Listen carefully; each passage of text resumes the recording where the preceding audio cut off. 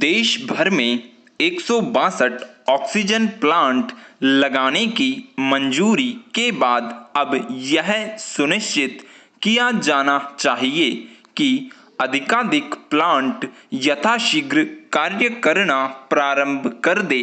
बेहतर हो कि केंद्र के साथ राज्य सरकारें भी इस पर निगाह रखें कि ये प्लांट तय समय में कार्य शुरू करते हैं या नहीं। यह काम प्राथमिकता के आधार पर इसलिए किया जाना चाहिए क्योंकि देश के विभिन्न शहरों में ऑक्सीजन की कमी वास्तव में महसूस की जा रही है। इसके चलते कोरोना के मरीजों और उनके परिवार वालों में चिंता व्याप्त है।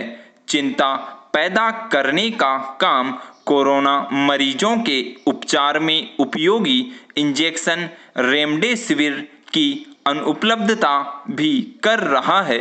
यह ठीक है कि फार्मा कंपनियों ने इसके दाम कम कर दिए हैं, लेकिन इसका लाभ तो तब मिलेगा जब यह इंजेक्शन आसानी से उपलब्ध भी हो। स्पष्ट है कि इस इंजेक्शन की उपलब्धता बढ़ाने के लिए भी युद्ध स्तर पर कार्य करने की जरूरत है। चिकित्सा संसाधन बढ़ाने के उपाय युद्ध स्तर पर होने भी चाहिए और होते हुए दिखने भी चाहिए, क्योंकि तभी जनता को यह संदेश जाएगा कि केंद्र व राज्य सरकारें अपने सारे मतभेद भुलाकर आम लोगों को राहत देने के काम में जुट गई है। यह समय दलगत राजनीति करने अथवा आरोप प्रत्यारोप लगाने का नहीं, बल्कि संकट का मिलजुल कर मुकाबला करने का है। यह खेद की बात है कि कुछ राजनीतिक दल अपने हिस्से की जिम्मेदारी का निर्वाह करने के बजाय सस्ती राजनीति करने का समय निकाल ले रहे हैं। उन्हें अपनी ऊर्जा उन कारणों का निवारण करने में लगानी चाहिए जिनके चलते मरीजों को अस्पतालों में भर्ती होने के लाले पड़े हैं। विराम पैरा। स्वास्थ्य ढांचे के समक्ष आज जो विषम स्थिति है, इसका एक कारण तो कोरोना संक्रमण की दूसरी लहर का ज्यादा तेज होना है और दूसरा इस लहर का सामना करने के लिए पूरी तैयारी न किया जाना। आखिर जब कोरोना संक्रमण की पहली लहर के वक्त ही यह स्पष्ट हो गया था कि हमारा स्वास्थ्य ढांचा देश की जरूरतों के अनुरूप नहीं है, तब फिर उसे मजबूत बनाने के प्रयास उसी समय क्यों नहीं शुरू किए गए। इस सवाल का जवाब इसलिए मिलना चाहिए ताकि कम से कम अब तो किसी स्तर पर ढिलाई न बरती जाए।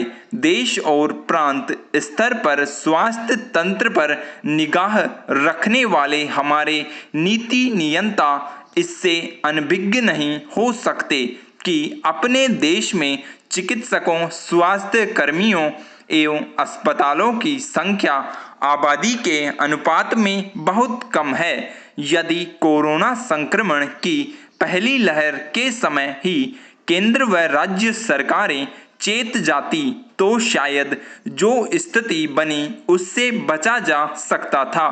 कम से कम अब तो सही सबक सीखा जाए। विराम पैरा। झारखंड में कोरोना वायरस का संक्रमण तेजी से बढ़ रहा है।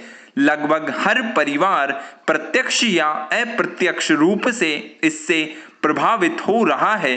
अचानक संक्रमितों की संख्या बढ़ने से जहां अस्पतालों में बेड की किल्लत हो रही है, वहीं दवा, मेडिकल उपकरण एवं आवश्यक वस्तुओं की मांग काफी बढ़ गई है। दवा व मेडिकल उपकरणों की कीमतों में काफी उछाल आया है। जो पल्स ऑक्सीमीटर 500 से 600 रुपए में उपलब्ध होते थे, उसके लिए 2 से 2500 रुपए तक वसूले जा रहे हैं। कोरोना मरीजों के इलाज में इस्तेमाल किए जाने वाला इंजेक्शन रेमडेसिविर जहां दुकानों से गायब है, वहीं अन्य दवाओं की कीमत भी कई गुना बढ़ गई है। ऐसे में कालाबाजारी की आशंका से इनकार नहीं किया जा सकता।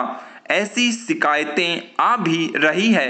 महामारी के इस आपात समय में सरकार और जिला प्रशासन की जिम्मेदारी है कि मेडिकल एवं अन्य आवश्यक वस्तुओं की कालाबाजारी पर रोक लगाए।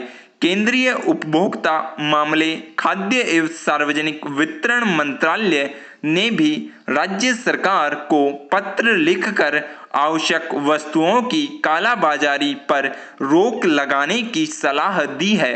लोगों को दवा से लेकर अन्य आवश्यक वस्तुएं वास्तविक मूल्य पर मिलनी ही चाहिए। दवा एवं अन्य मेडिकल उपकरणों की कालाबाजारी रोकने को पूरा औषधि प्रशासन है, तो अन्य वस्तुओं के लिए अलग से विभाग है। जरूरत जिम्मेदार लोगों को अपना कर्तव्य ईमानदारी पूर्वक निर्वहन करने की है।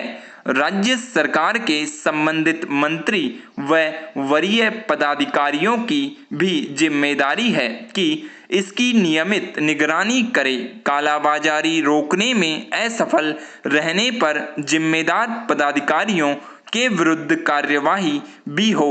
शिकायत के लिए टोल फ्री नंबर जारी हो और इस पर त्वरित कार्यवाही की जाए।